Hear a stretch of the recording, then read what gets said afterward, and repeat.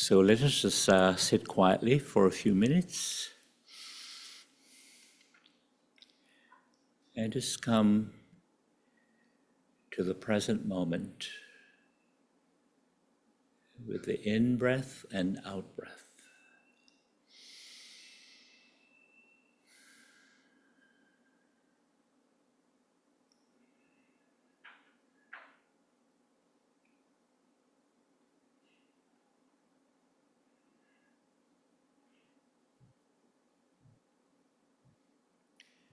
And just let go of all the day's activity.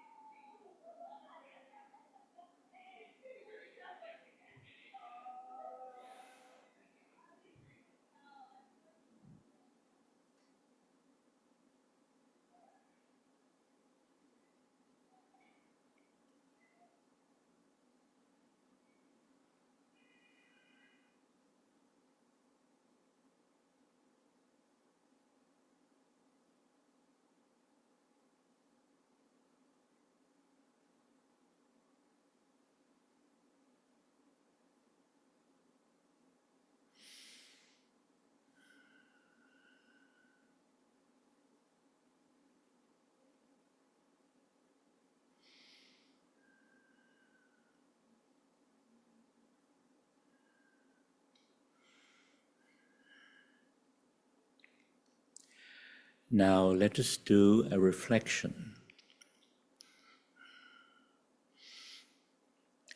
Just be aware of the body breathing, the rising, falling of the chest area.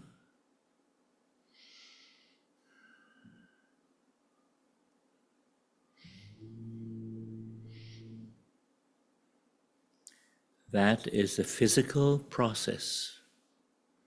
The body breathing is a physical process.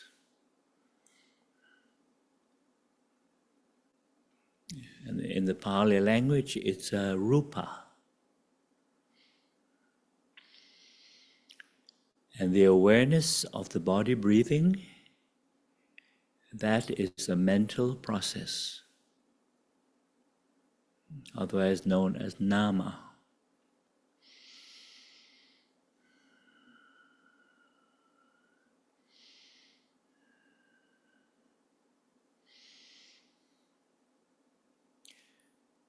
The body breathing is a physical process, Rupa.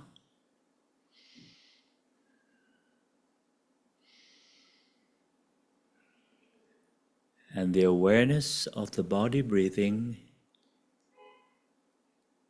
is mental process, Nama.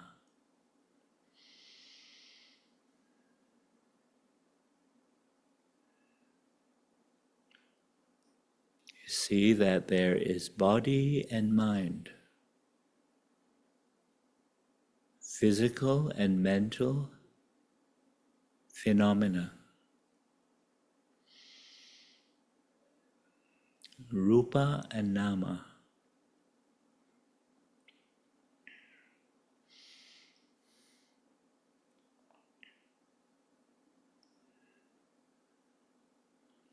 There's no permanent I or me.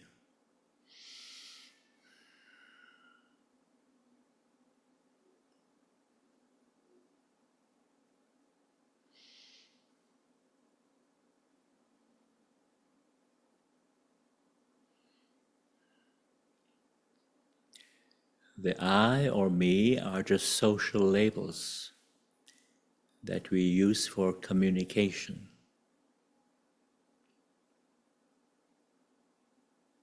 But the deeper reality of our existence is only physical and mental process or phenomena.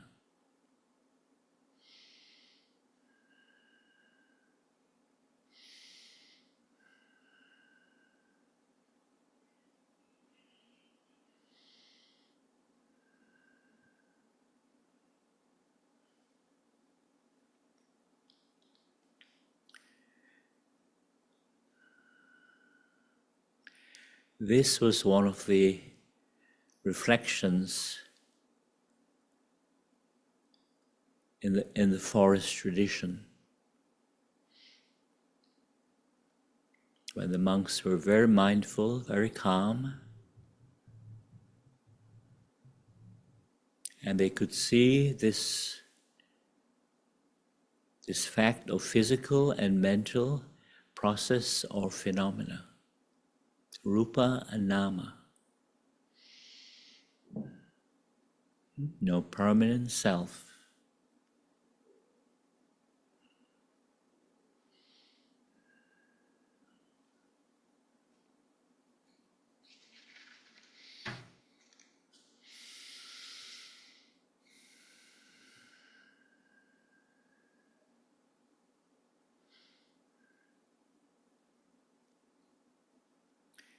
And if you're doing mindful walking, the feet moving and stepping, that is a physical process, Rupa.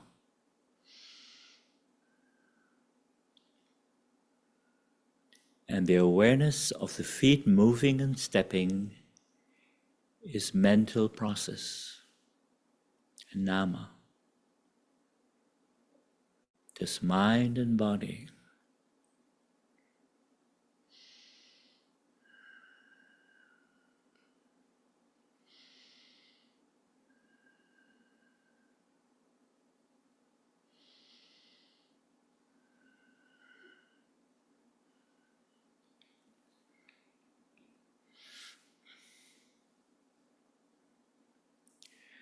The world is in a very feverish, agitated, and restless state.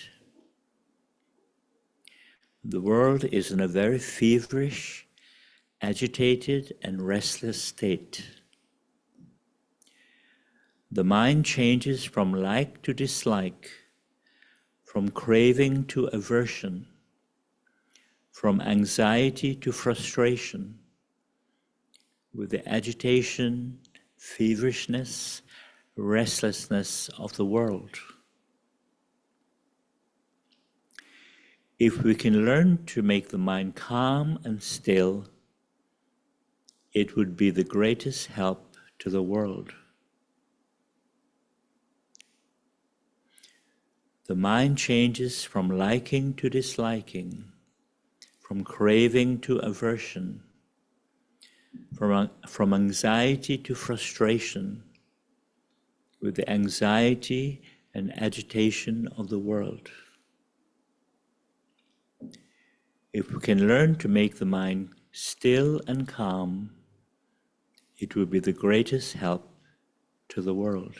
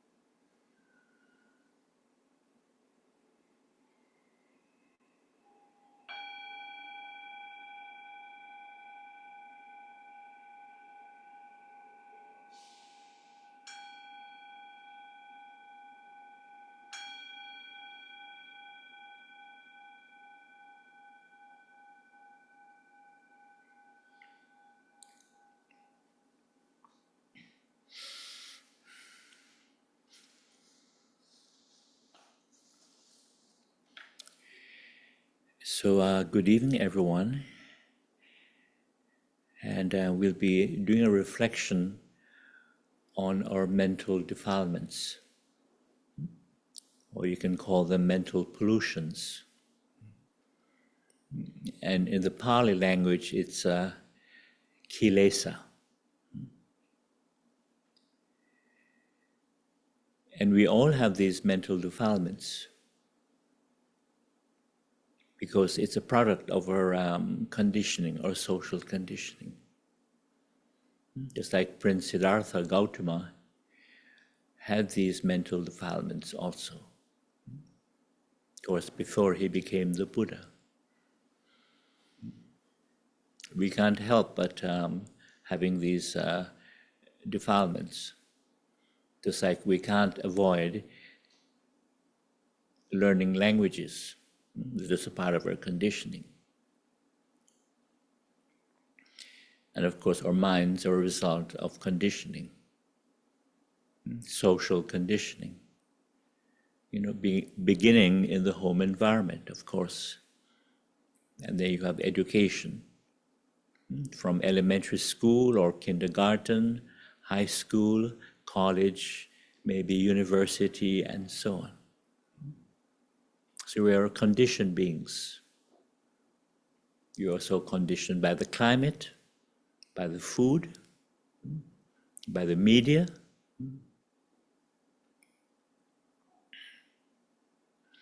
And a lot of our beliefs,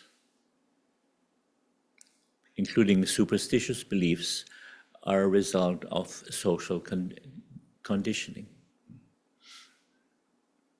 And in some cultures, we are conditioned with the belief in ghosts and spirits. I'm not sure about San Francisco. Maybe some years ago, maybe not now. But in Jamaica, West Indies, where I grew up, I was conditioned with African ghosts and spirits. And of course, when you're young, you have a very vivid imagination, and you believe that they're true. So when I'm in Chinese culture, like in Malaysia, Singapore, they're also conditioned by ghosts and spirits. But these are Chinese ghosts and spirits. And one of the things I like to do is to encourage people to meditate with me in the cemetery, at night, of course, and to use mindfulness, awareness, to overcome these fears. And of course, it's very challenging because when you've had these fears from early childhood, it's very hard to get rid of them. But with patience and with skillful practice, we're able to overcome them. Just like we're able to overcome our mental defilements. Now, where do these mental defilements come from? Or how do our minds become conditioned by these mental defilements?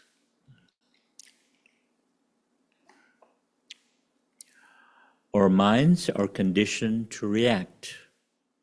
Our brains are programmed, educated to label, judge, criticize, condemn, compare, to like or dislike, to want or not to want, or to have aversion and ill will. This is the conditioning of our mental defilements. So this is the cause of our conflicts, discontentment, disharmony, and dis-ease. The idea of a permanent, unchanging ego center or self is strengthened by this conditioning.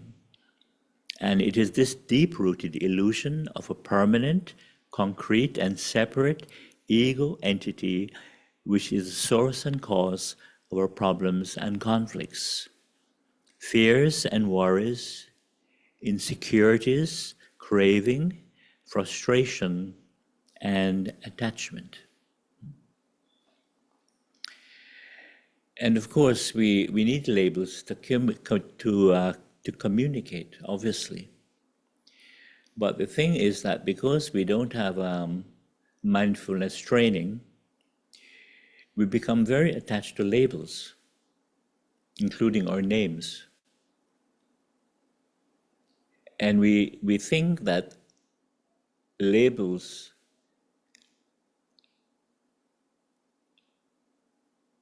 are reality. Just like our names are just social labels for easy identification, but we get so attached to our names that if somebody calls us by a wrong name or they forget our name, we get very upset. There's an aspect of ignorance and delusion. And when we're more aware, we begin to understand this. So in other words, the label is not the thing. Labels are just, we use them for communication, but they're never the thing. Just like the word love is not the actual experience of love. And as you know, in this culture, people like to say, I love you all the time, or they think it's so important to say, I love you. But these are just words. It's not the actual experience of love.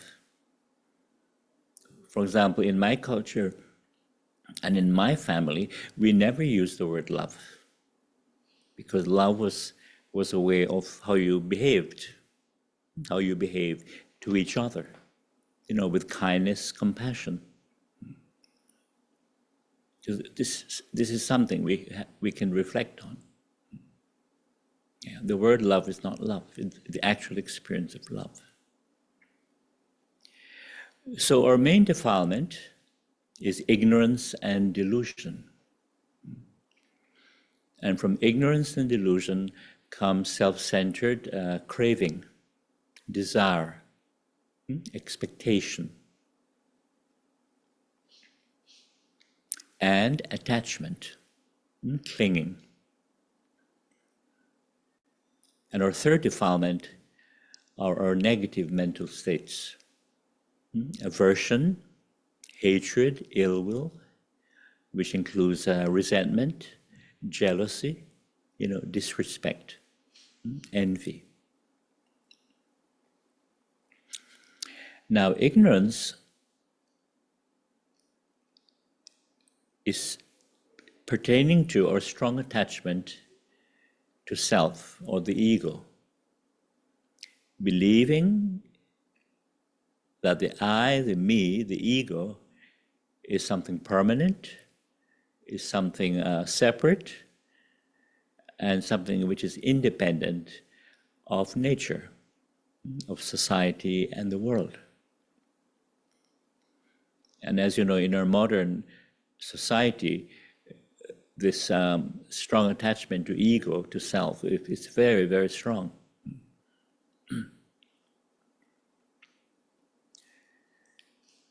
And delusion is something that our minds are constantly being subjected to. But most of the time, we're not aware that we're being deluded. Unless, say, you get very upset or very anxious or very angry. Then maybe if somebody points it out to you, then it's, oh my God, yes, I am being deluded. I've lost my mind, as they say.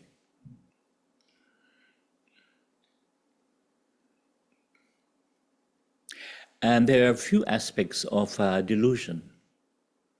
And our main delusion is this habit we have of always reacting. And we don't realize that we're being deluded, simply because we all do it. It's a social behavior. We think it's normal to be always, judging, criticizing, comparing, condemning, liking, not liking,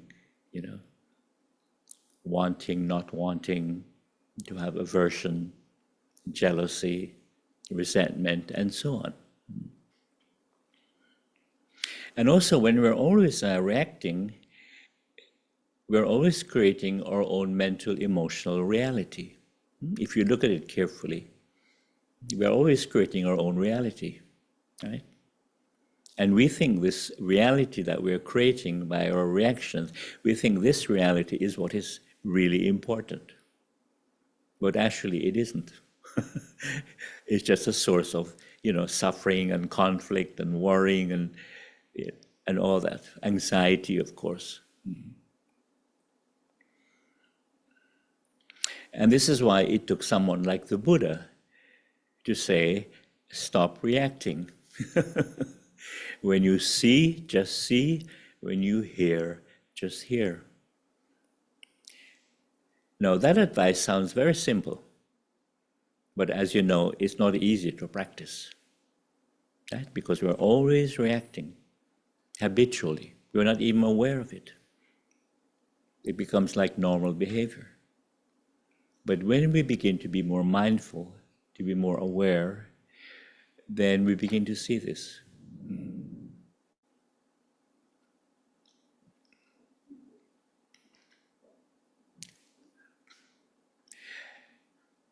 And it's a very good practice, really, when the conditions are unpleasant. As you know, if somebody says nice things to you, pleasant things, you tend to be very happy, very pleased. Right? But if somebody criticizes you or judges you, you see how upset you get.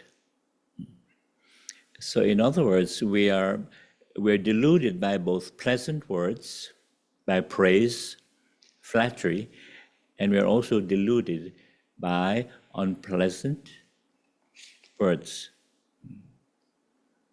This is why one of the 8 worldly conditions that we have is praise and blame, or flattery and insult. Yeah. And the other worldly conditions that humans are subjected to is happiness and unhappiness, or pain and pleasure. They come in pairs. And we're also affected by gain and loss. Gain and loss, especially in our materialistic consumer society. We're very affected by gain and loss. Of course, we love to gain and we're afraid of loss. And the other pair is fame and infamy, or ill fame. And it's interesting because there's a very thin line between fame and ill fame. And Michael Jackson was a good example of that. Somebody who had, tremendous fame, right, popularity, but towards the end of his life, he experienced the opposite: ill fame, infamy. Yeah. And what the Dharma is showing us about these 8 worldly conditions is that they are impermanent. They're only temporary conditions. And there's really no permanent self behind it. And this is one of the reflections on the virtue of equanimity. Because equanimity is one of the 4 sublime states. There is loving kindness, compassion, sympathetic joy, and equanimity. Meaning the ability to keep calm, to be patient, regardless of the ups and downs of life, regardless of these 8 worldly conditions. Very, very good reflection.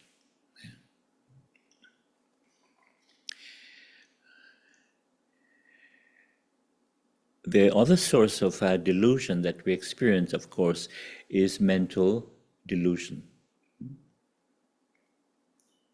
Especially when we think too much, because the mind is always thinking compulsively, habitually, and half the time we're not even aware that we're thinking. The mind is just busy thinking, like it's on automatic. And as you know, the mind tends to be always creating, endless stories, sometimes mini dramas, scenarios, worries, fears. This might happen or that might happen. And when we're not mindful, we believe these mind-created stories and mini dramas, worries and fears. We think that they're true. We can all relate to that because it's a part of our conditioning. We're conditioned always to be thinking and also to identify with thinking, with thoughts. And that is what neurosis is about. When we're trapped in thinking, we identify totally with thinking. So everything the mind creates, we think it's real. And every time the mind says I, we think this I is who we are, right? We think this I is who we are. But as you know, when you begin to awaken, to apply awareness and reflection, you see that the I is not who we are. It's just a thought, or you can say it's just a social label that we use. But really, it's just a thought. And that is the wisdom of awareness. Because who we really are is the awareness and the knowing. Because with awareness, mindfulness, comes an intuitive knowing. And the meaning of the word Buddha is not only one who is awake, but one who knows intuitively, not intellectually. Because there's a difference between intellectual knowing and intuitive knowing. Because intellectual knowing is based, of course, thinking, memory, and knowledge, information. But intuitive knowing is very different. It's a natural intelligence. For example, when you breathe in, you know you're breathing in. When you breathe out, you know you're breathing out. It's like when you're hungry or tired, you know you're hungry or tired. You don't have to think about it, right? It's a natural intelligence. Just like when you have to go to the washroom, you know you have to go. You don't need a PhD degree to figure that one out, right? Just like if you have to cross the street, you look right, you look left, you look right, and you know when it's safe to cross. That intelligence. And of course, when you're driving, you know when to stop, when to turn right, when to turn left. And if you're changing lanes, you know when it's safe to change lanes.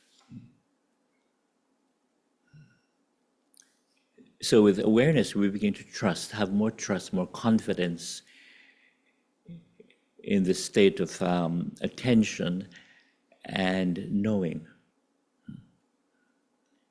And this is why you can be highly educated, with how many academic degrees, but it doesn't mean that you have wisdom, to have real understanding. And this is why when I'm in the university environment, I like to say that the Buddha did not have a PhD in Buddhism or Buddhist philosophy. And sometimes having a PhD can mean permanent head damage. Maybe you've heard that one. And having a PhD, when you think of it, it really means that you know a lot, or a hell of a lot, about very little. You understand? You know a lot about one subject. You've done all this research, but it's just one subject. And life is not just based on one subject, as you know. It's a multidimensional, highly complex reality and phenomena. Another aspect of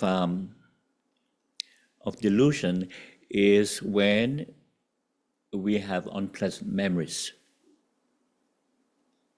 And as you know, you can remember something that happened recently, or last week, or last month, or a year ago, even 5, 10 years ago, and you can still get upset. Or you can still have regret and feeling guilty. And those unpleasant memories, they seem so permanent, so solid, mainly because of the emotions that they bring up. But with mindfulness awareness, we begin to see that these unpleasant emotions are really just thoughts and images that are happening now in the present moment. Those thoughts and images might be related to past experiences, but the actual experience of that unpleasant memory is really just thoughts and images that are happening now. Only thinking, thinking, thinking. And it's very liberating when we realize that. Only thoughts, only thinking, thinking, thinking, that's all. And we can let go. And in the same way, all our future plans and worries and obsessions are really just thoughts and images that are happening now. Of course, it's natural to have some idea what you'd like to do or you'd like to achieve in the future, but if we get too obsessed with it, then we experience anxiety, fear, and the fear of not achieving what you'd like to achieve. Because very often desire and fear often go together.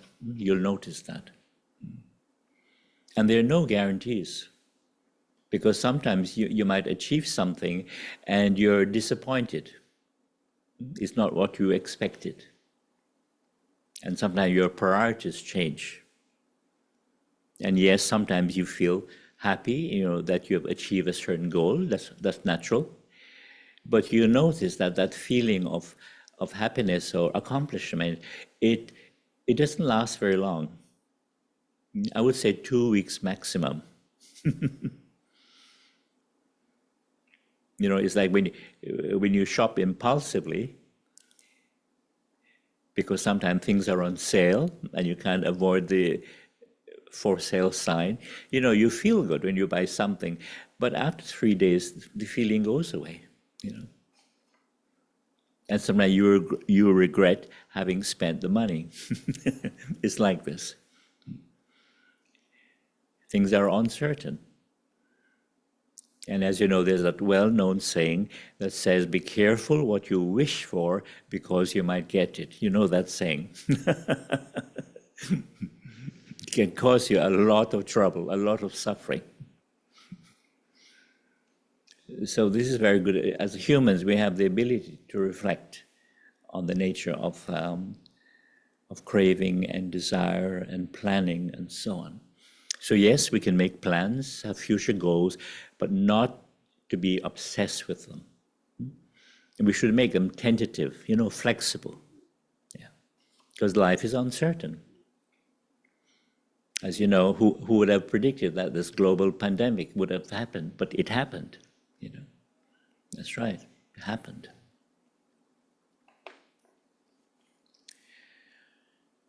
Another aspect of delusion is delusion on a mass scale. And I'm sure you can relate to that. And that's when we watch spectator sports, right? Soccer, football, basketball, and so on. And you'll notice if your team is winning, how happy you feel. But if your team is losing, it's a lot of suffering. And because we're so caught up with, wanting your team to win or a certain player to win, we forget completely that it's just a game. It's just a game. And when they're having a World Cup soccer,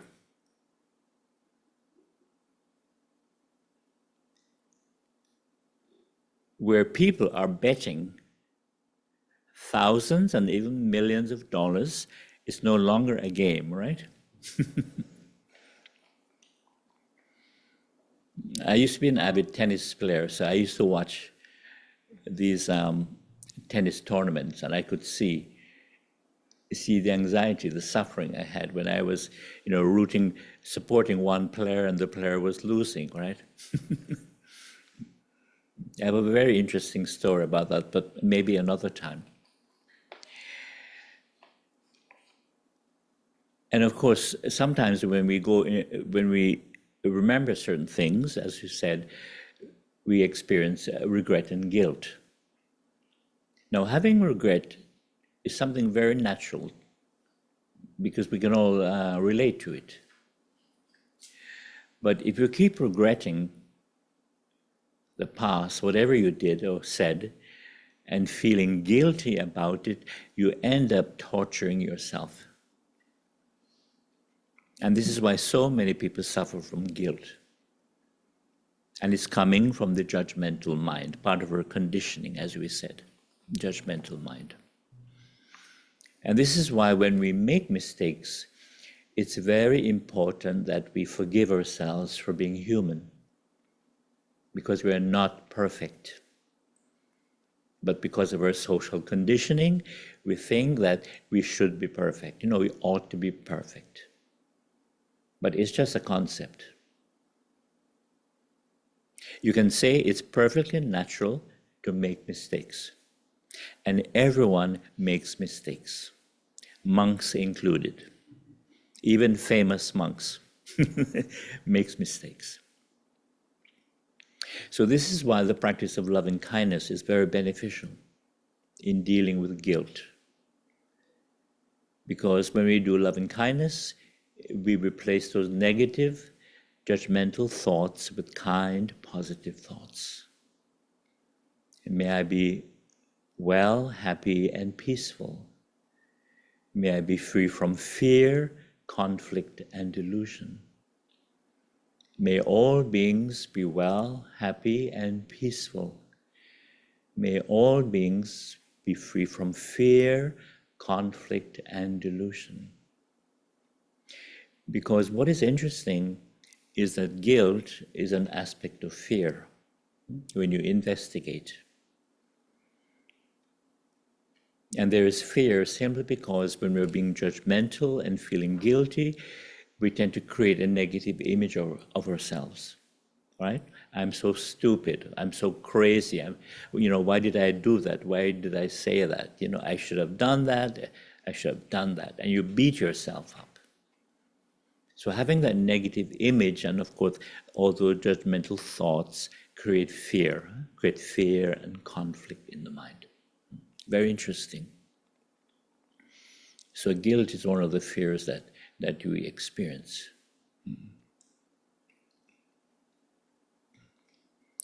And again, the practice of love and kindness is very beneficial.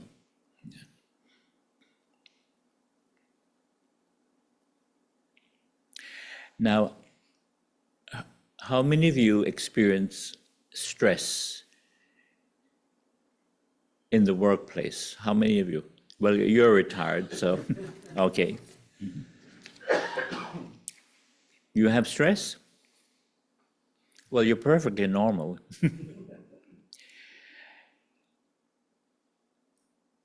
Well, I'd like to show you a very simple practice that you can do.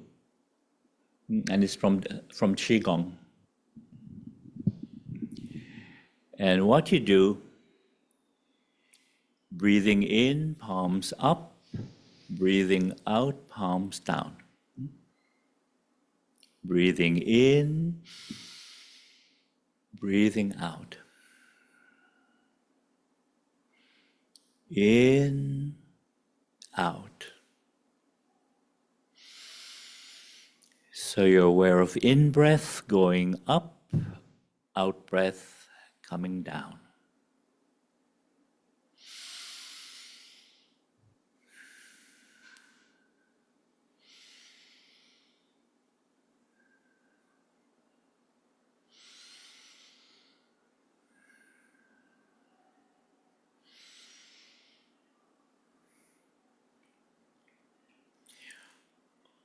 Although it looks simple, but when you do it, it's actually very powerful. Because it brings you immediately in the present moment. Especially when you're in a very busy, stressful environment, like work, of course. Of course, you can do this sitting down or standing up. Just breathe and move.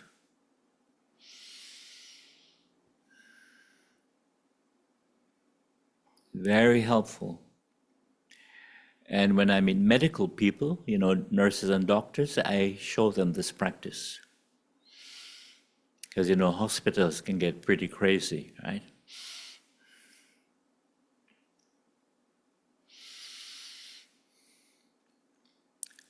And interestingly, this also helps you not to react to someone's unpleasantness. If somebody is giving you a hard time, just do this and smile. Just focus and just smile. And you ignore that person.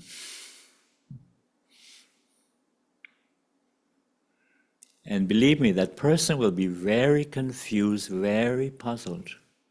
Like, what the hell are you doing? Or what the hell is he or she doing? Yeah, try it the next time. Because you find that when you don't react to somebody's, unpleasantness, they have no power over you. Simply ignore them. And when you don't react, you see that it's not your problem, it's that person's problem. They're having, some mental problem. You can really see it more clearly when you don't react.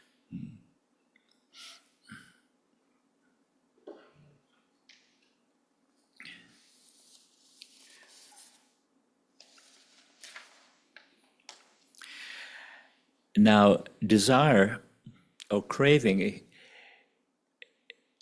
is something very natural in the human condition. You know, that wanting mind. And it begins very early in children. And those of you who have had young children can relate to this. You know, when a child is around 10 months, 9, 10, 11 months, and they're stronger, they're learning to walk, they're moving around, they have more awareness of the environment. And of course, you can imagine everything they see is fascinating, right? They're discovering the world. And naturally, they want to touch, they want to play with everything. Now, if a child is playing with something and you take that thing away from them, what do? They cry, right? Or they're trying to get something and you prevent the child from taking that thing, they cry, isn't it?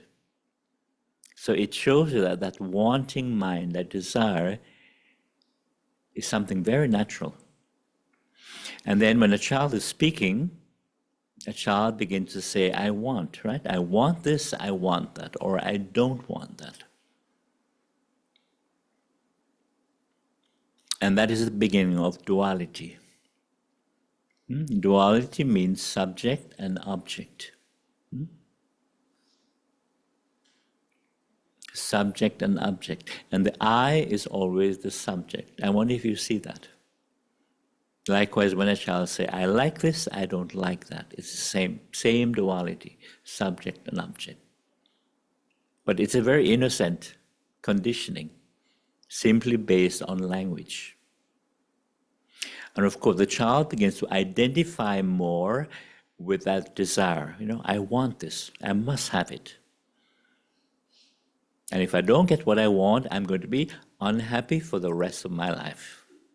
Because a young child doesn't understand the truth of impermanence. And of course, if I get what I want, I'm going to be happy for the rest of my life.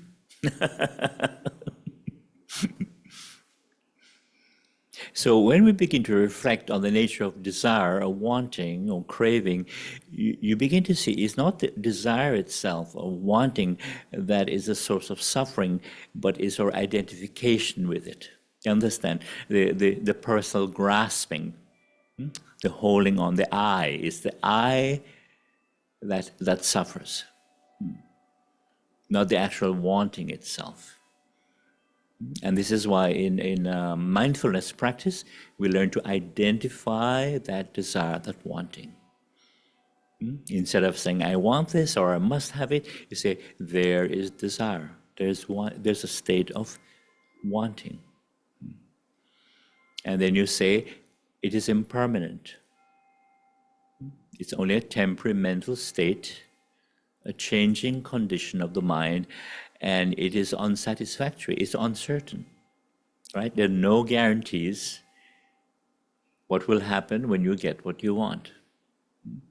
And as I said, yes, sometimes you feel happy, but it's impermanent, and sometimes it gives you more problems than you bargained for, as we say. Be careful what you wish for, because you might get it. It's like that. And attachment, of course, comes from or identification with things. Because once a child learns to use the word my, first a child uses the word I to communicate, to express himself, herself. But the moment a child uses the word my, this is my toy, you're my mommy, you're my daddy, that is the beginning of personal attachment. You see that, clinging. The idea that something or someone belongs to me. You see that, the my.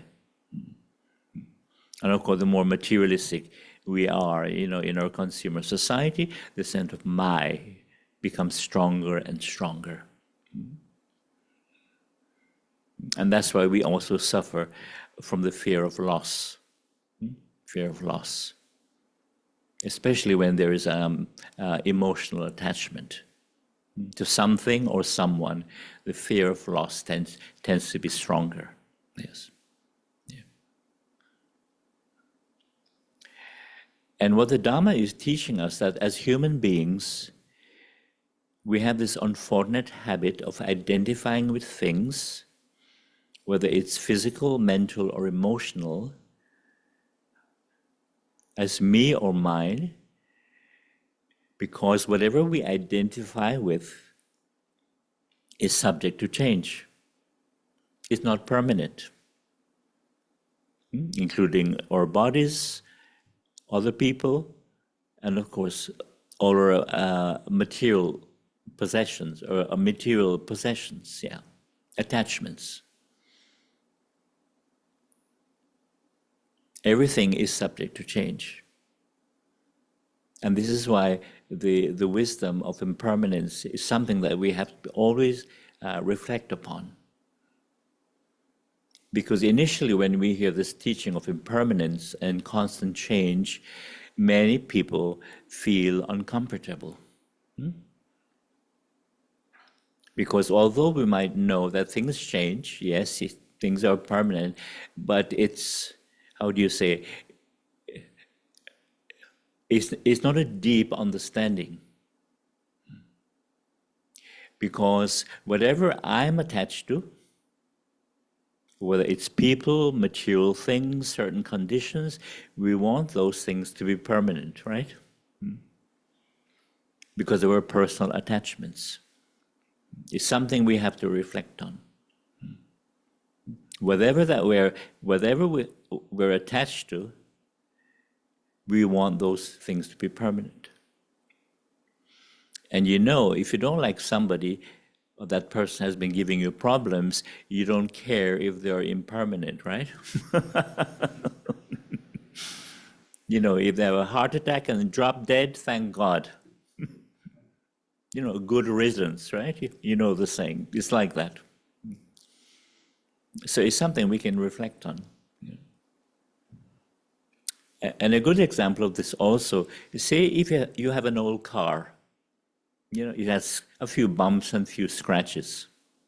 And you're thinking, maybe I'll get another car sometime, but you're not in a hurry because the car is still working. It gets another scratch, another bump. It's just an old car. It's okay. But think of it. You bought a brand new car, brand new car. And the slightest scratch, right, on that brand new car, it's a lot of suffering, isn't it? And if a bird flies over and drops a blessing on your car, you want to kill that bird, right? To that damn bird. But that's the nature of human attachment. Yeah, very interesting to reflect on. And also the power of attachment also comes, of clinging also, comes from just the very nature of thinking and memory. Because thinking is related to memory, to past experience, to acknowledge information.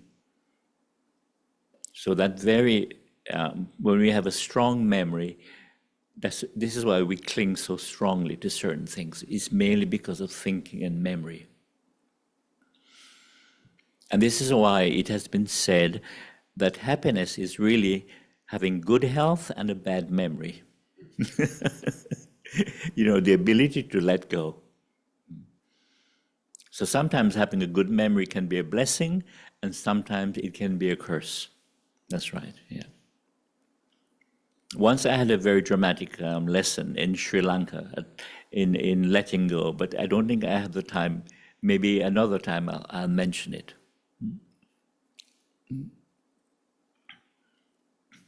Now, when we look at the qualities of the Buddha,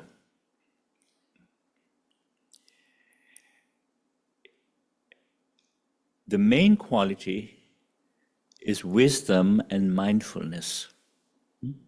Wisdom and mindfulness, they go together.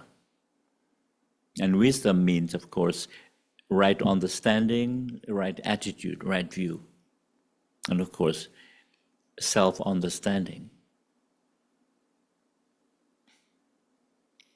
And mindfulness, of course, we know the benefits of mindfulness. And the second quality of the Buddha is simplicity, which goes with contentment. Simplicity and contentment.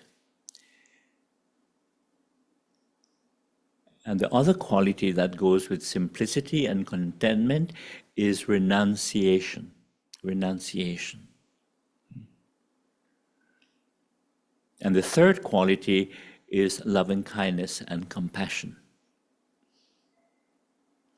Now, when we look at the qualities of the Buddha and we look at our human mental defilements, you see that there's a very interesting relationship.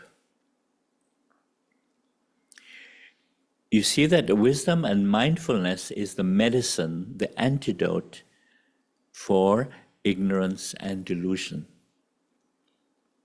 Wisdom helps us to overcome ignorance regarding the strong attachment to self or the ego, and mindfulness helps us to overcome our delusions. Very interesting relationship. And you see that simplicity and contentment is the medicine, the antidote for this constant craving, craving, wanting, expecting, and so on. And you see that renunciation is the medicine, the antidote for our attachments. Very interesting reflection. Now, if you're brought up in a Buddhist or a Hindu culture, renunciation means to become a monk or a nun. But in our modern society, not many people can become a monk or a nun, right? Unless you go to Thailand or Sri Lanka or whatever. But the true renunciation is in the mind. It's the ability to let go. Ability to let go of all our attachments and clinging. That's what it really means. Because in my experience as a monk, I can see that just having your head shaved and wearing robes is not enough. Because you can be a monk or a nun and still have a lot of worldly attachments and worldly desires, worldly cravings. So the real renunciation is in the mind, the ability to let go of things. And so mindfulness really is what helps us not only to overcome our delusions, but it helps us to let go of things and also to be more simple, to be more content, even in our modern materialistic consumer society. And what it really means in our modern consumer society is to live within our means, not to overspend, not to be caught up in impulsive shopping, because many people shop impulsively. Of course, if you need something, you have to buy it. But many people, they cannot resist a for sale sign. You know, in Canada, the slogan is, I'm sure it's the same here, buy and save. You know that slogan? Buy and save. And because I was coming from Jamaica, you know, it was not a consumer society. My Jamaican common sense would say, well, I can save much more if I don't buy anything. But as you know, many people are caught by that slogan, right? Buy and save. Even if you don't want that thing. Yes, if you need it, you buy it. But if you don't need it, what are you really trying to save, you know? Again, it's a mental that impulsive shopping. So sometimes I used to advise people who are addicted to shopping. I would say, go to the shopping center, practice some mindfulness, and whatever you see, especially the for sale sign, just breathe mindfully and just say, only seeing, seeing, seeing, and walk away. Let go. I should tell people in Hong Kong, because in Hong Kong they're even worse than here. Because the people in Hong Kong, not only are they crazy shoppers, but they're really into brand name items, from Europe, brand name items, and they're very expensive. But they have this craving, the passion for these European brand name items. And I was told when I was in Hong Kong that there are many people there in the working world, they often compete against each other, who can outdress each other with these European brand name things. That is real delusion. And it's not only, dress and fashion, but all the accessories, the handbags, the shoes, the boots, the jewelry, the whole thing. And the irony in this is that in the end, they all end up looking the same. Can you imagine? That's the irony of it, because it's the same fashions, the same accessories, jewelry, you name it. That is the irony. That's the nature of samsara, human ignorance and delusion. Very interesting.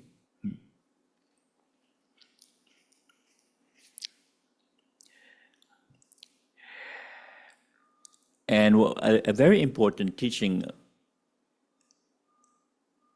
is to understand the teaching of anatta, meaning no permanent, separate, independent self.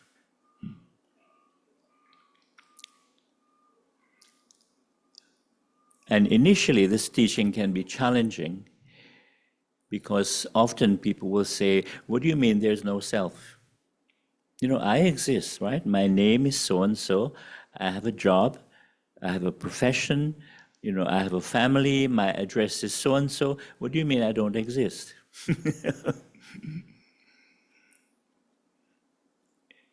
So what we have to understand is that we do have a self. We all do. Because it's a part of our conditioning. We can't avoid it. But it is the attachment to self. It's a strong attachment to the self that creates suffering and conflict and worry and fear and so on. Insecurity and not only craving, but greed, right? Greed and frustration.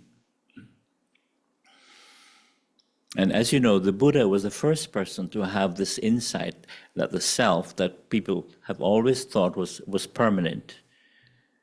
He was the first one to have this insight that it was not permanent, not something separate and independent. It's really just a conditioning in the mind. And it was such a profound insight, not many people could understand this. Even the monks, it took the monks a long time to really understand this truth. So he tried different ways of getting people to understand. And one way was what I just demonstrated at the end of the meditation. Just to see body and mind, physical and mental phenomena, Rupa and Nama.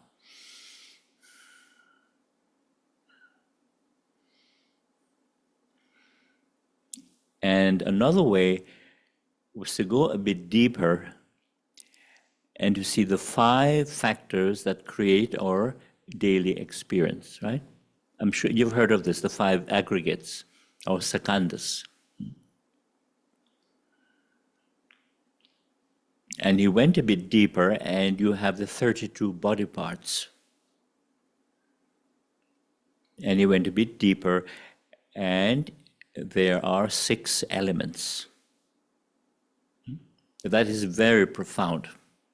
Maybe on Sunday, if we have time, we'll go into the 6 elements. But it's on video, so I can give you the link if you're interested. There's earth, water, heat, air, space, and consciousness. And you can even go a bit deeper also, to atoms and cosmic energy.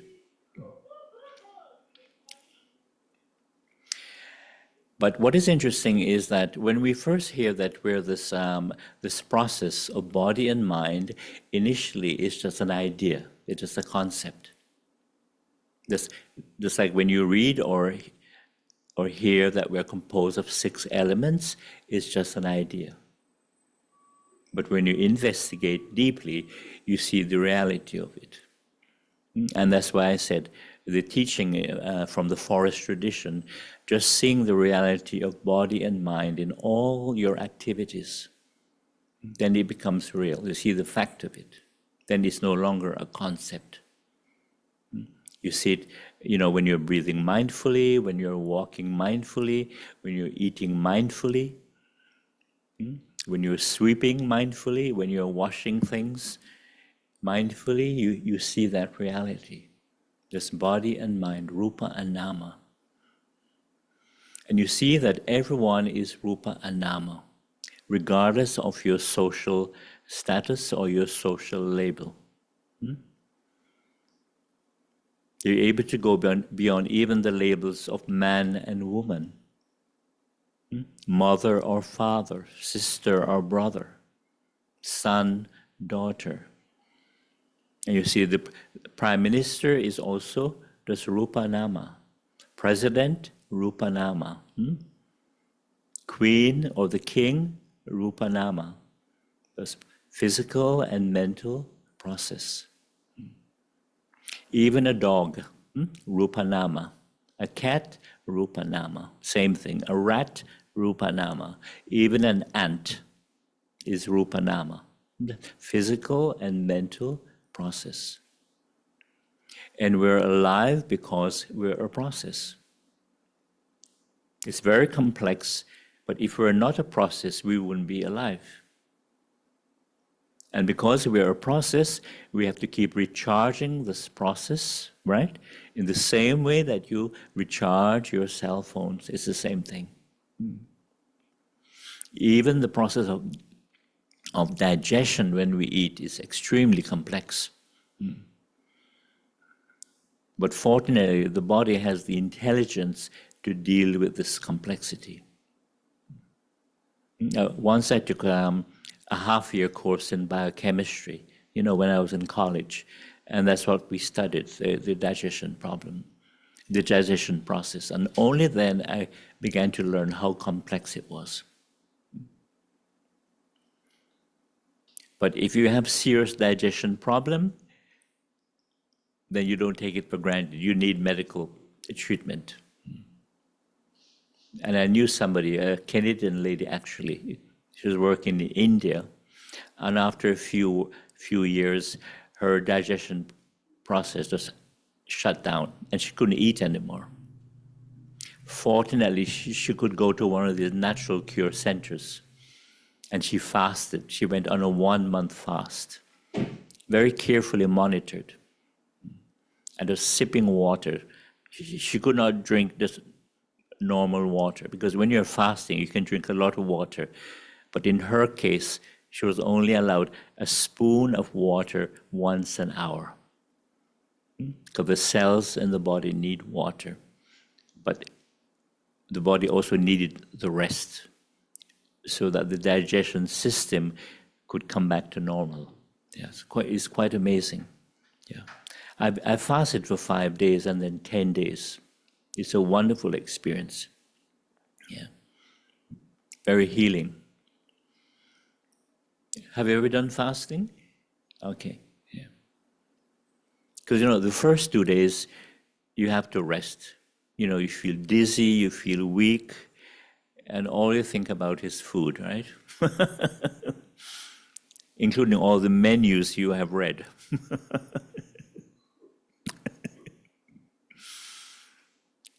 But by the end of the second day, the hunger sensation goes away and you feel really, really good. Very calm, very relaxed. Yeah.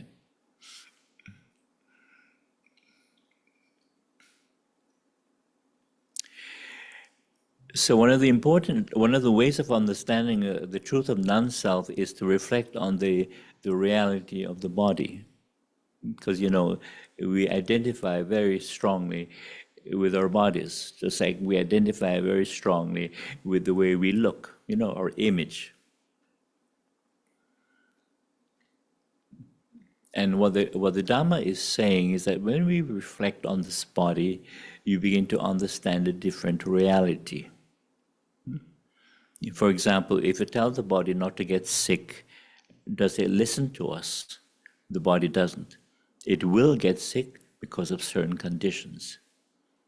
It's like if you tell the body not to get hungry, not to get tired, not to go to washroom, not to get sleepy, and so on, of course, not to age, not to die. The body does these things, whether we like it or not. The body follows its own natural laws. So the body belongs to the changing conditions of nature. It is non-self. It is anatta. That word anatta in the Pali language is non-self. Of course, we have to take care of the body as best as we can. But we can't get too attached to it. It's only a temporary, you can say shelter, use the word shelter. We look after it, but it will age, it will get sick. And as you know, look at, for example, the Queen of England. I was in the UK recently. But when you understand the truth of body and mind process, she was just Rupa Nama, despite her royal label and being Rupa Nama, she was also subject to sickness, aging, and death, regardless of your titles, Because when I'm in England, I speak about this. Because, they have a long history of titles, aristocracy and, of course, royalty. And to some people, these titles are very, very important, right? But when you understand the Dhamma, you're not attached to these titles. Yes, you can respect them for who they are, but you're not attached to these titles because they're human beings. And nobody is perfect, no one. And everyone is subject to sickness, aging, and death. And the same thing is true that when we look in the mirror, we tend to think that that image that we see is who we are. And half the time we are not pleased with that image, half the time. Because in this society, two things that are very important: money and wealth, and the way you look, your image. But what the Dhamma is teaching us that when you look at that image, you begin to see that it's not only not who you are, but it's constantly changing.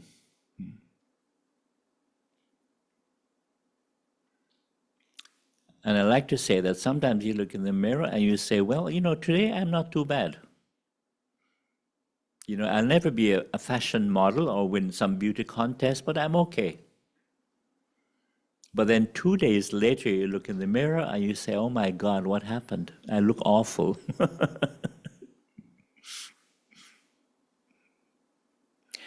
And I'm sure some of you can relate to this experience. This is a good example that your parents, this appearance that you're so attached to, is not who you are. Is, there's a day, for example, you're just not feeling well. Or you're not in a good mood. And you happen to meet a friend, and the friend says, oh, wow, nice to see you. You're looking so wonderful today, or you're looking so great today. You know how people like to pay each other compliments. And it's like, what the hell are you talking about? Right?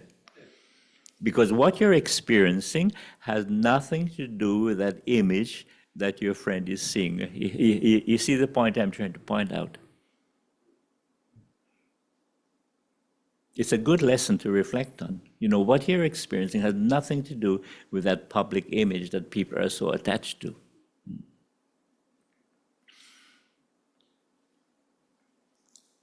And when I'm, in a room of people, I always like to say, look around the room. Well, you can still, although there are only few of you, look around the room, right? You can see all the faces in the room, right?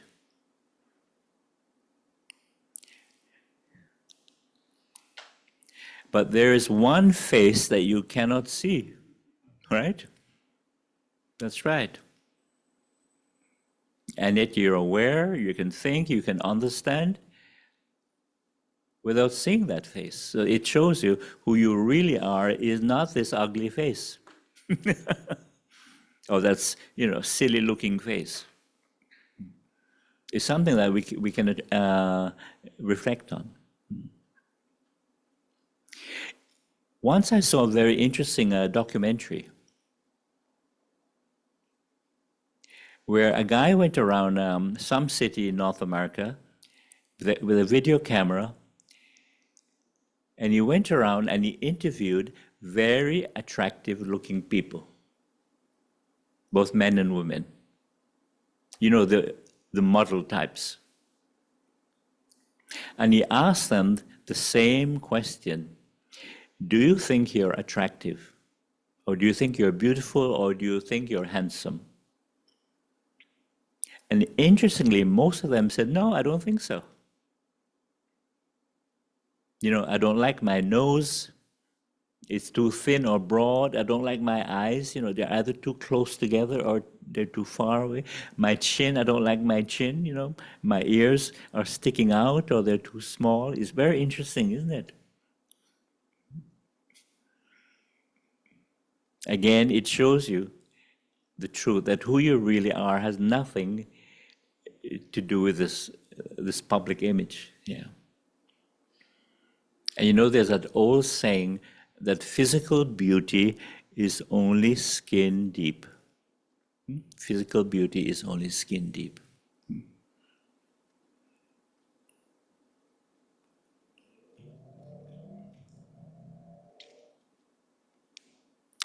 Now, at this time, are there any questions? Would you like to ask a question?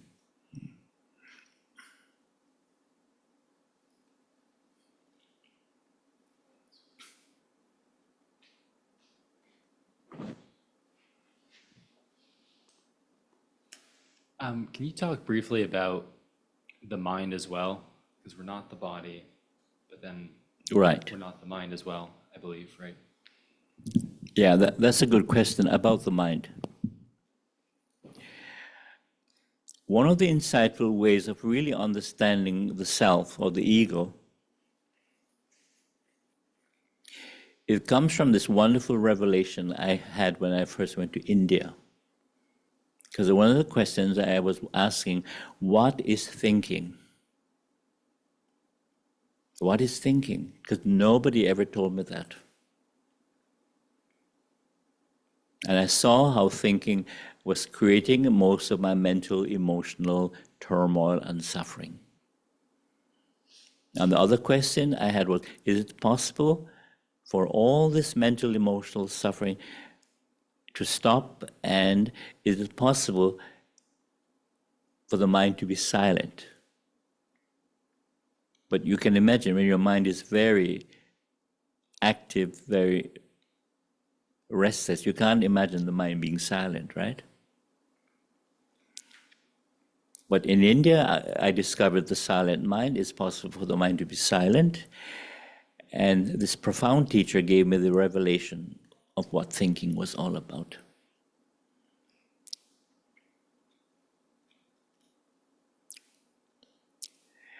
Thinking is related to three things in the mind: memory, past experience, and knowledge.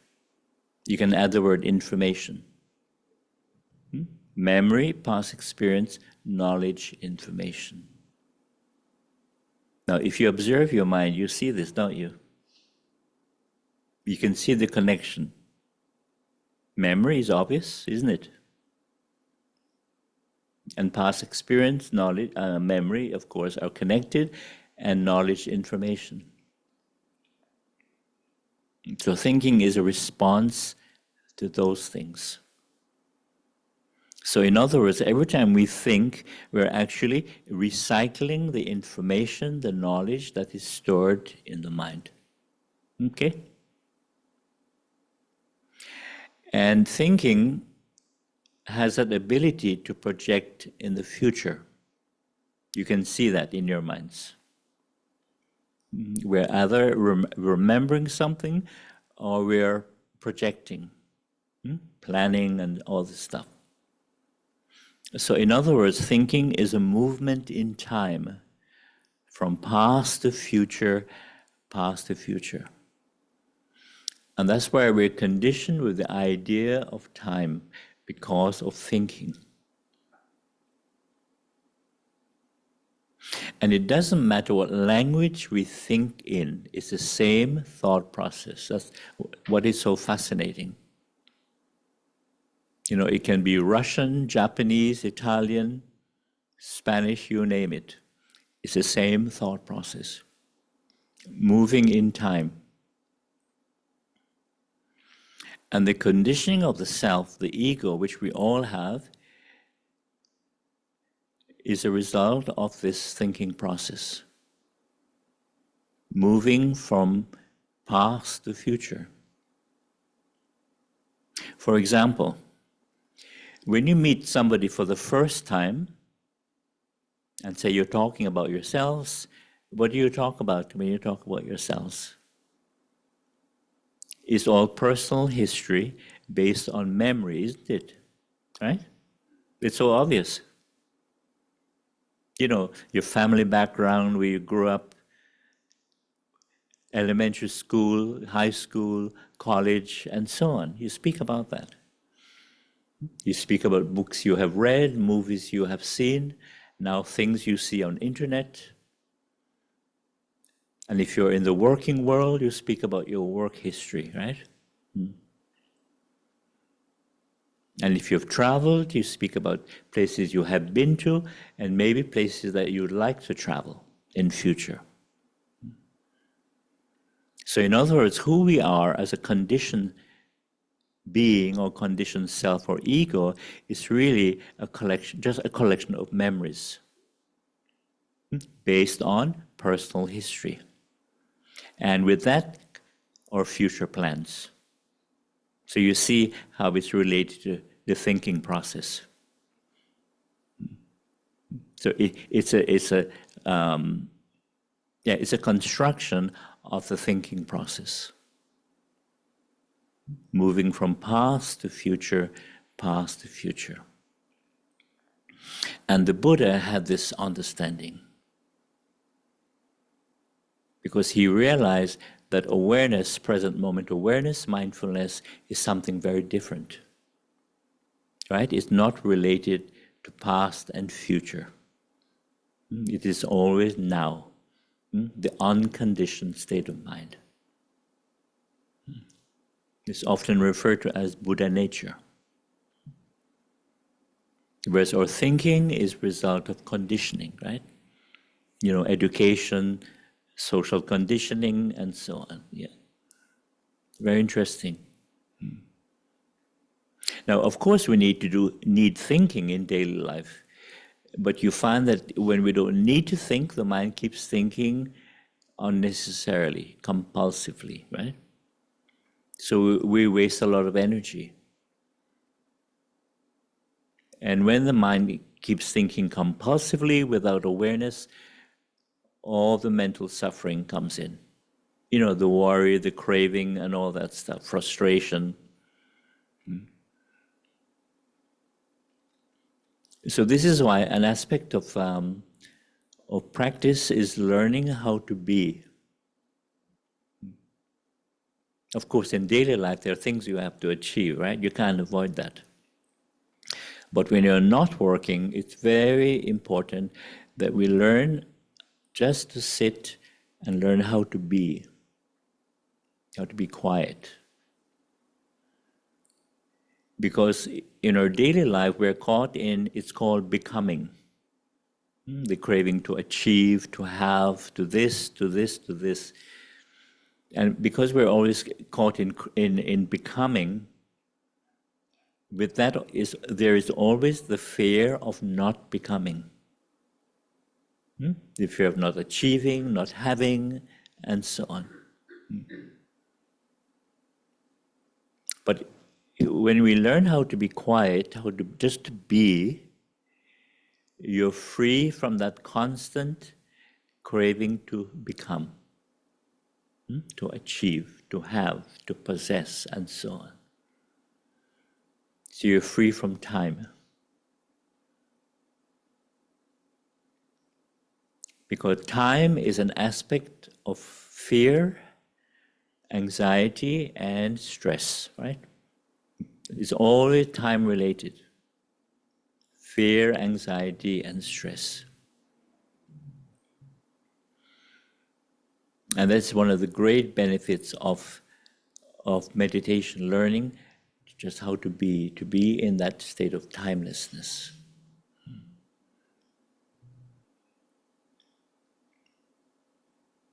And interestingly, there's a kind of becoming that is related to the past. Not only having regrets, but sometimes we say, oh, if I had only thought about this earlier, I'm so stupid. If I just thought about it earlier, I would be in a much better position today. You know that? Do you see that? Yeah. That's an aspect of becoming, but it's based on, related to the past. But in that state of being, that stillness, there is peace. And I like to say, in the stillness of meditation, one can be in touch with the timeless dimension of the universe. Because the universe is timeless. And we're a part of the universe. We're not separate from it. And you experience that state of timelessness where there is no beginning and no ending. Always was and always will be. This is why I don't accept the Big Bang Theory or sometimes the Big Crunch. You know the Big Crunch, the ending, beginning, ending. Because you see that scientists, cosmologists are caught in dualistic thinking, duality, beginning and ending. Beginning, ending is right. So actually they need to do some meditation practice. The cosmologists and the scientists there.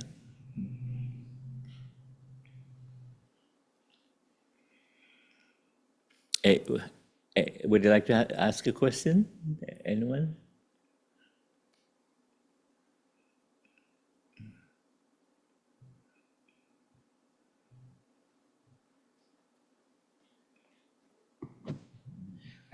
Yes, thank you. I have a question, just popped to mind because the language is such, sometimes in meditation, sometimes they're getting caught into a trance, yes, or a state, and does, and then reading teachers that say yes, but that's a trance. That's a meditation. It's not meditate. You don't meditate. It's a delusion of meditation. The desire to meditate, Right. or I fall into my best meditations when I fall asleep is really the best. I love it because then I wake up and go, oh, I made it. I'm alive. And no suffering, right? No suffering in my boom. No craving. Exactly. No craving, yeah. So my question is, Well, could you speak to transcendental, states of trance and states of meditation, or, there's the jhanas, right? Joyful bliss, rapture. But yeah, I'll leave it at that. Does that make sense? When I first went to Malaysia, Singapore, they were practicing, the Burmese style of Vipassana, Mahasisayadaw, where, they're doing all the noting, thinking, planning, desiring, regretting, and so on. And the Burmese, because they love to study Abhidhamma, the complex teaching, they're always into these classifications of jhanas too. Jhana 1, jhana 2, 3, 4, even up to 10. And people got very confused. Because then the craving started. I want to achieve this jhana, that jhana. And with that came the confusion. Now, what jhana am I in?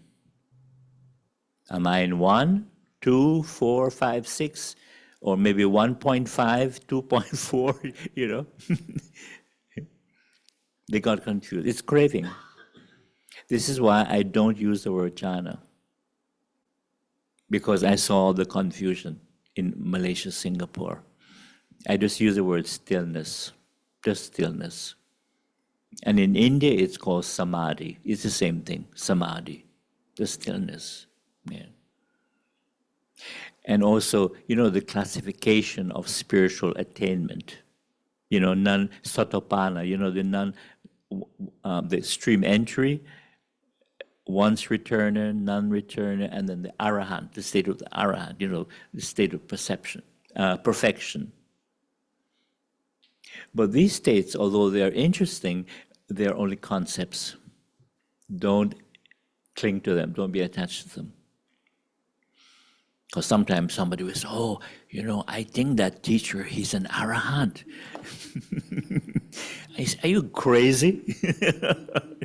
Yeah. He's corrupt. I see him smoking cigarettes, behind the temple, or he has a girlfriend or a boyfriend. Thank you. Yeah, you know what I mean? Yes. But it's the same idea in the Christian tradition. Is so-and-so a saint, right? Yeah. It's just a concept. These things are concepts. Desire and clinging. Yeah. Have you ever read Abhidhamma? Or have a look at it? If you have a scholarly mind for detail, it really is fascinating. But if you don't have a scholarly mind for detail, it's head damage. And I've tried to read Abhidhamma, and I got head damage. But my teacher in Sri Lanka, he had such a mind, for detail. But what I admired about my teacher, he's a rare scholar who also practiced. Because most scholars don't practice. Just reading and writing. They're more academic. Yes. He practiced. And he learned yoga, when he was in India as a young monk. And he was truly spiritual in the sense that when he went to India, he wanted to meet all types of spiritual people regardless of their background. Whether they're Christian, Hindu, Muslim, Jain. Because most Buddhists in Sri Lanka, when they go to India, their main purpose is to visit the Buddhist sites.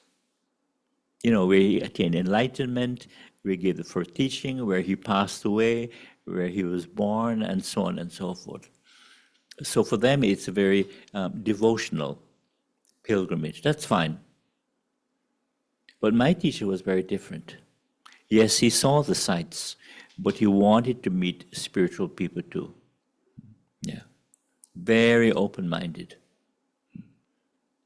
And he was a good friend of J. Krishnamurti. That profound teacher. Yeah. Because he went to the Theosophical Society near Madras, to read their literature. He would read anything. He just loved reading. And he met J. Krishnamurti.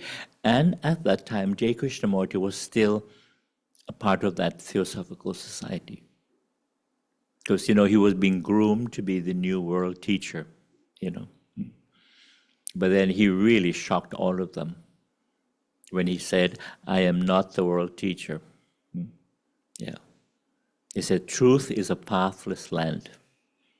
No organization, no group can organize truth. Truth is something that only you can discover through your own effort. And the Buddha taught in the same way.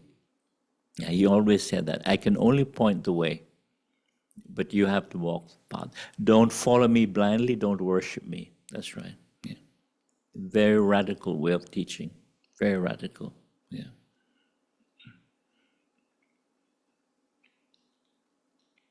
So you find that when you have more understanding of thinking, and the wisdom and the freedom of mindfulness, then you begin to see that thinking is a tool to be used, yes. But it's not something that should dominate your consciousness. In other words, you use it when you need to, and when you don't need thinking, you put it down. That's order. That's real intelligence. It's like, say, if you're drinking something, you need a cup or a glass. But when you finish drinking, you put it down. You don't carry the empty cup or the empty glass with you. It's the same way with thoughts.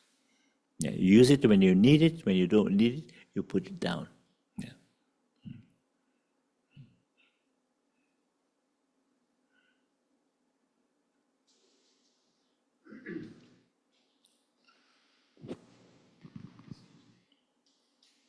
Thank you so much for this evening. And what just came up for me was,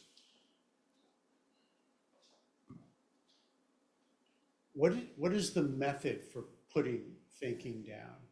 What does that look like in practice?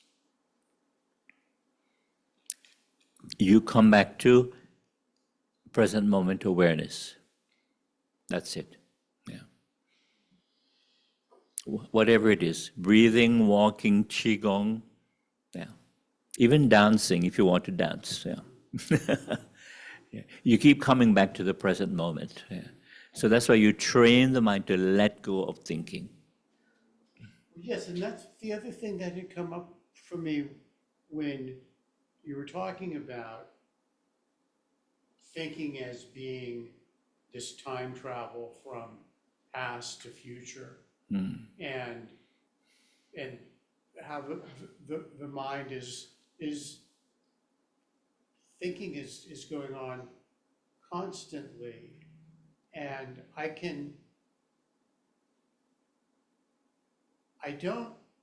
no longer aspire to not thinking, because I've discovered that that's not possible, that the thinking is going to continue whether I choose to or not.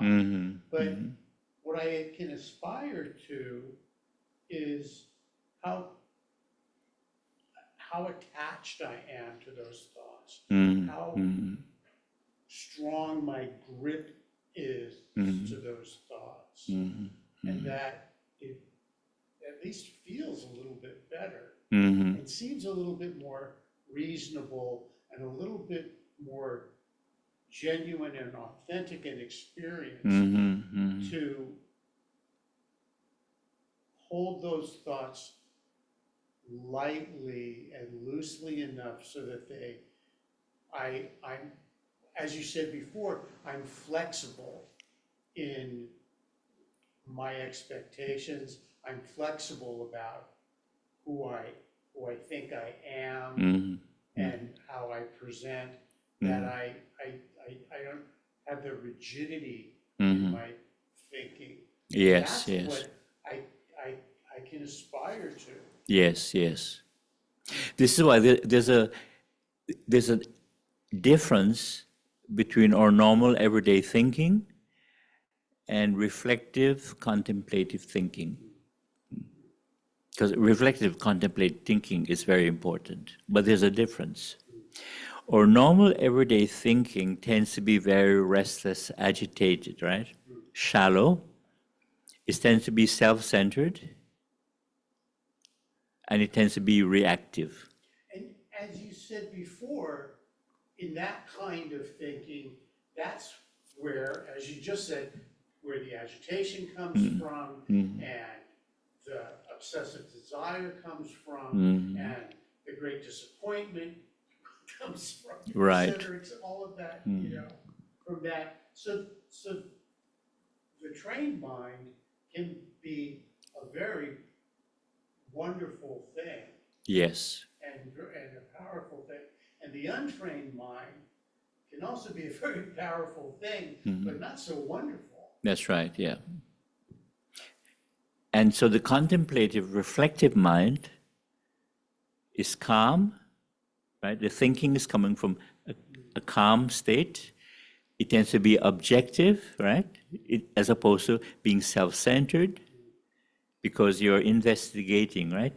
You're exploring. So it tends to be more objective, not self-centered. And it tends to be deeper. You're going deeper because the mind is calm.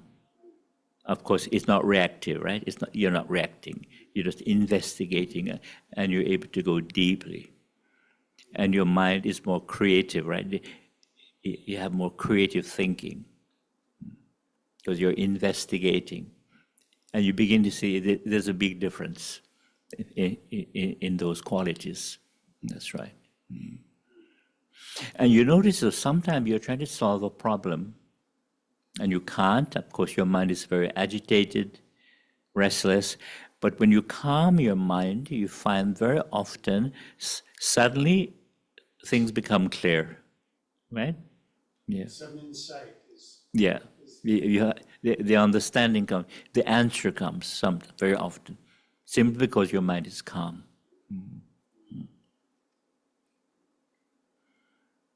But it really is about training, because the way we're conditioned is the opposite. It's really training the mind, yeah. Because the word in Pali, bhavana, really means to train your mind, cultivate the mind. Yeah, that's right. And of course, stop being so reactive. Reactive, yeah. Because you really begin to see that, you know, that we're always creating our own mental, emotional reality, right, by our reactions. And we think that this reality is what is so important, but really it's not, yeah. It's just a source of turmoil. Well, samsara is, you know, the delusions and the worries and the fears and the cravings and the frustrations and so on. Yeah. It's fascinating how the mind works. And you begin to see the use of thinking, but also its limitations. Its limitations. Just like knowledge, right? Intellectual knowledge, yeah. It's very limited, yeah. And you find too that you can have a lot of intellectual knowledge, information, but if you don't have that intuitive knowing and compassion also, if you don't have intuitive knowing and compassion, all your intellectual knowledge is limited and very unbalanced, right? Unbalanced, that's right.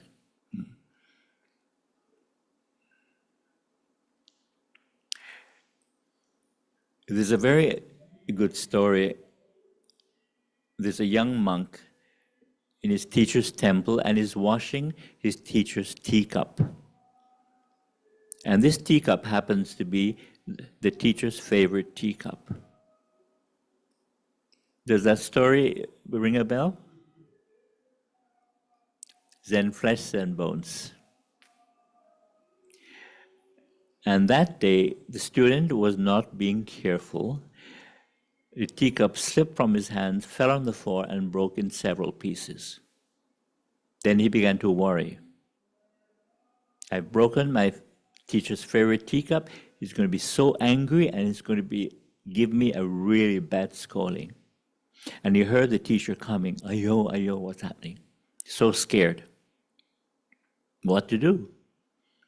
He quickly picked up the broken pieces of the teacup and he hid it behind his back, so anxious, so scared. And in his heightened state of anxiety, he suddenly got an inspiration. And when the teacher came, he said, "Oh, teacher, can you remind me again, why do people have to die?" And the teacher thought for a moment, and he said, "Well, we have to die simply because we are born with this physical body. And because we have the physical body, we have to experience all the natural conditions of the body. Because the body belongs to nature, it not really belongs to us. And so we have so long to live, and there's a time for us to die." And on hearing that, the student was so happy. He produced the broken pieces of teacup and he said, "I'm really sorry, my teacher, but it was time for your teacup to die." You know? You remember that one? That's why when I was a young man and I first started hearing those stories, and there's always this irony, and the irony was always very amusing to me. And it was a really, really good basis for my early training in this practice, because it let me know to not take any of this stuff too seriously, that it's important and it's useful and it's even vital in my life, and as that ripples out in the world from all of us. But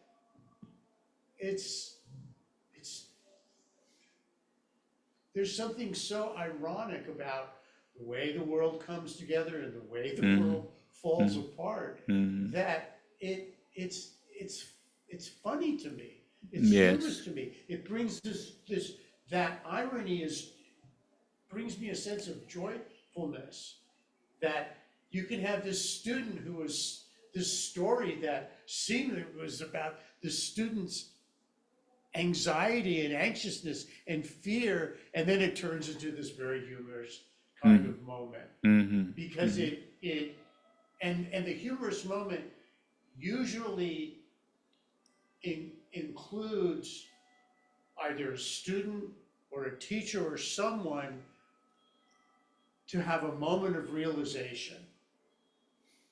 And that moment of realization is surrounded by all these ironic causes and conditions that are just, they're hilarious sometimes. Yes, yes.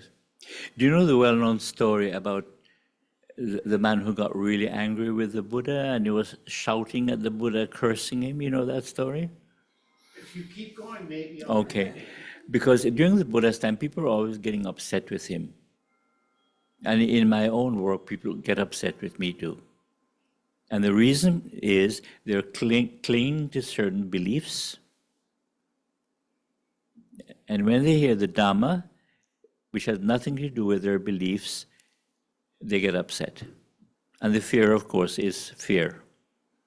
And this is why the Buddha said, don't cling to beliefs. Try to understand something. Calm your mind. Because when you understand something, there's no need to believe. It's very radical, isn't it? Because again, we're conditioned to either believe something or we don't believe something. And most of our beliefs really, although we're not really sure, but it gives us a sense of comfort, a sense of security, even although you're not sure. And that's why we have so many beliefs in an afterlife. Because death has always been a great mystery, death and the unknown. So by believing that you continue somehow gives us security.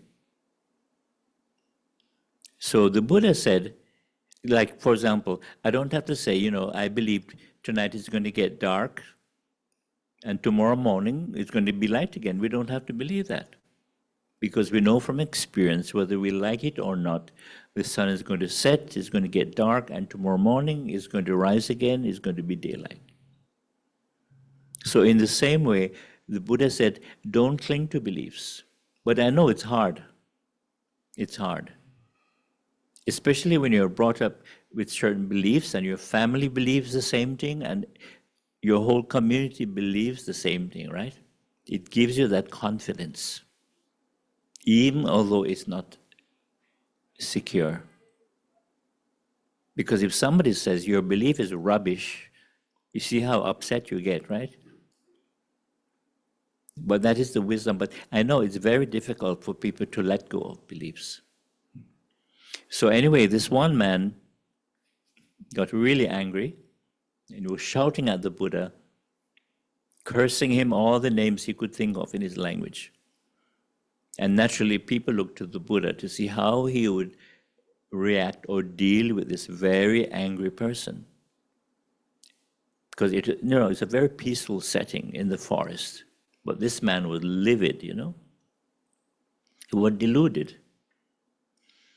And the Buddha just smiled at him calmly, that's all. And the man got even more angry because he expected the Buddha, to argue with him. He was ready for an argument. But the Buddha just smiled. And eventually he just stood there totally exhausted, huffing and puffing after his, ranting and raging, right? Ranting and raging. Totally confused. And he was thinking now, what kind of person is this Buddha? He's not normal. Maybe he's retarded or something. Just smiling. Then the Buddha asked him this question. Tell me, sir, if somebody's giving you a gift or a present and you don't accept it, who would the gift belong to? And initially the man was surprised that the Buddha would ask him such a rational question after his very irrational behavior. He thought for a moment and he said, well, since I have not accepted the gift, then of course it would still belong to the person who is offering the gift. And the Buddha said, well, sir, in the same way, I have not accepted your anger and all your bad words, and so they all belong to you. That's right. What an amazing answer. And it was such an amazing answer that the man suddenly had an awakening. He became aware of his mental state, and he realized all along the problem was not the Buddha, but his own mind. Yeah. And he thanked the Buddha, he apologized, and he sat down and he kept silent. It's a wonderful story. Because I've had the experience where 2 or 3 monks, not only lay people, sometimes 2 or 3 monks, they got angry with me over very simple things. But it just that they were not practicing, in the right way. But it gave me the opportunity just to be silent and to smile at them. That's all. And then later they began to realize that they were being deluded. Yeah.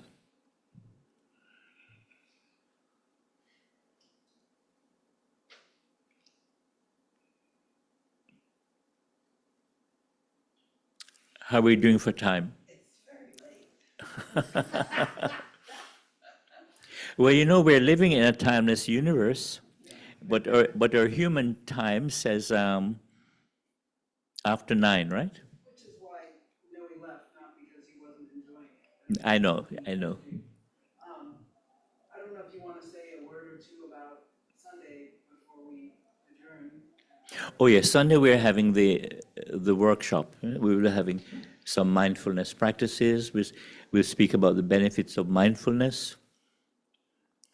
And also we'll be doing Qigong, which is a form of mindfulness. And then after we'll be doing a reflection on the 3 characteristics of existence. which are impermanence and constant change, unsatisfactoriness and uncertainty, because things are always changing. And the most profound insight is anatta, the nature of self, no permanent, separate, independent self. So we'll be exploring that, And if we have time, we'll go into the 5 aggregates and maybe the 6 elements. The 6 elements is really wonderful, very profound. Because again, initially, when we hear that we're composed of elements, it's just an idea, a concept. But when you go through the body and you see what elements are involved, then the truth of the elements becomes more clear. And then you begin to realize we exist because of these elements. And when you do this reflection on a more regular basis, you get to the point where you begin to realize that we're just a collection of elements pretending to be people. Amazing when you think of it. And this collection sitting here is pretending to be Bhante from Ontario. And your collection of elements is pretending to be who you think you are. But in the end, it's all pretending. It's all pretending. And if you really want to know what continues after death, which is the $1,000,000 question, it's the elements. They go back to nature. These go back to nature. It's amazing stuff. And the first element to leave the body is the heat element, the fire element. And this is why if you touch a dead body, it feels cold. It goes. And then the other elements. It's fascinating stuff. And then you go deeper, and we have atoms. Fascinating. But in the Buddha's time, they were not aware of atoms and molecules, but now we know they exist. And as you know, atoms are often referred to as cosmic energy, because everything is related to atoms. So you may recall the first law of science we learned in high school. Energy cannot be created or destroyed. Remember that? It can only change its form, and it can move from one place to another. So on that profound level of reflection, one is able to go beyond the idea of birth and death. That's right. So, I wish you a good night. Be well, be happy.